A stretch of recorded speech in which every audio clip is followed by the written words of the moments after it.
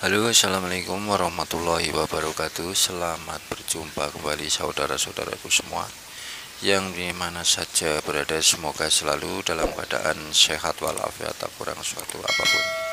Dalam tema kali ini kami akan sajikan sebuah dalam cerita, yaitu sang kesatria Piningit itu adalah sesosok manusia yang mampu menyatukan bangsa dan negerinya di dalam cerita dalam kehidupan di atas muka bumi Nusantara, yang sesungguhnya beliau itu adalah seorang pemimpin, tapi berdiri tidak sebagai seorang pemimpin. Beliau itu berbaur dengan rakyat-rakyatnya, seperti halnya dalam kehidupan itu, dalam kesehariannya itu selalu merakyat dan saling memahami bahwasanya dalam kehidupan itu kita itu harus berbuat sesuatu keadilan di atas muka bumi ini, tidak memilah-milah, karena di dalam negeri Nusantara ini berbeda-beda dalam suatu kepercayaan maupun dalam keagamaannya, karena di negeri bumi Nusantara ini banyak suatu kepercayaan bahwasanya itu berbagai agama yang walaupun dalam kehidupannya itu kita itu saling berbeda keyakinan, namun satu tujuan, yaitu dalam cita-cita dan tujuan sang kesatria Piningit itu dalam kehidupan di atas muka bumi Nusantara ini harus bersatu dengan berdasarkan dalam kehidupannya itu sebagai dasar di atas muka bumi ini itu adalah Pancasila, yang di bawahnya itu tertulis Bhinneka Tunggal Ika. Walaupun berbeda-beda, tapi kita itu satu tujuan untuk menggayuh atau untuk merenangi dalam kehidupan di atas muka bumi ini, mampu untuk bersatu dan bergandengan tangan dengan satu sama lain, agar untuk tercapainya dalam kehidupan di atas muka bumi Nusantara itu tercapai di dalam kehidupannya menjadi sebuah mercusuar dunia.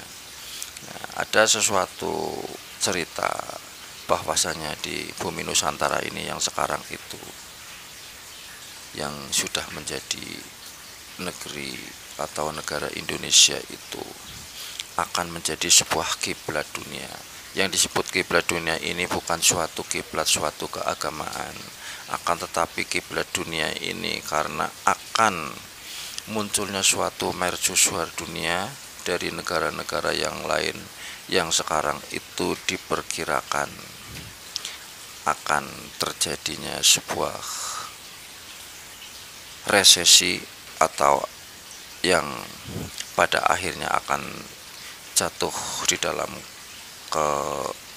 perekonomian itu akan menjadi sebuah inflasi, karena negeri bangsa ini, negeri Indonesia atau negeri Nusantara itu, dalam negerinya itu negeri yang makmur, negeri yang penuh dengan kekayaan sumber daya alam dari segala rempah-rempahnya itu di wilayah negeri Nusantara itu ada. Maka dari itu bahwasanya insya Allah bahwa dalam untuk menghadapi inflasi atau resesi dunia di masa yang telah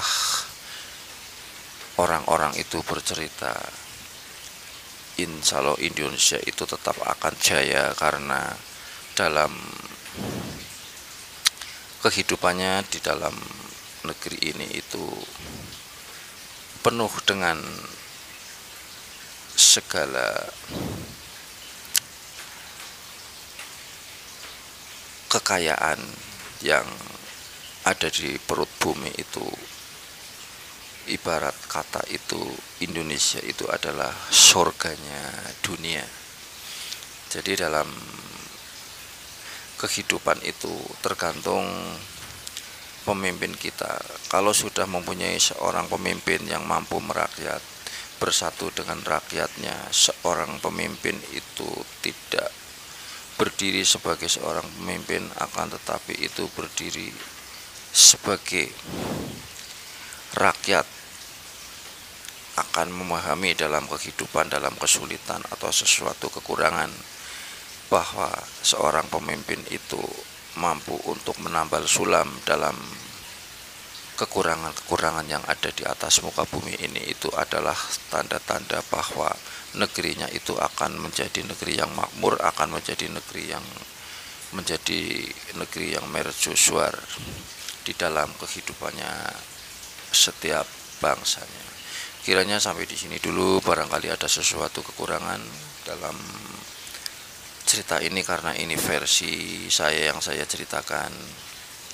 Barangkali ada sesuatu kekeliruan, saya sebagai Genta Bumijaya mohon maaf yang sebesar-besarnya. Diambil segi positifnya, dibuang sisi negatifnya. Barangkali itu bermanfaat.